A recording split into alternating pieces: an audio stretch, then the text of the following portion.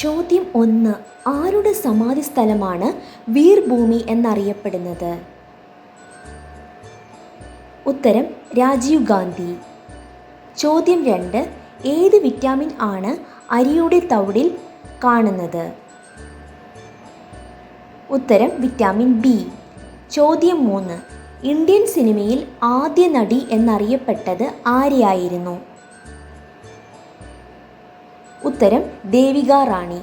ചോദ്യം 4. മൊബൈൽ ഫോണിൻ്റെ പിതാവ് എന്നറിയപ്പെട്ടത് ആര്? ഉത്തരം മാർട്ടിൻ കൂപ്പർ.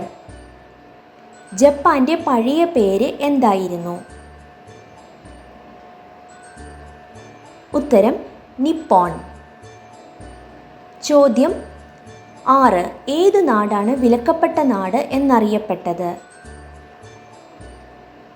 തിബത്ത്.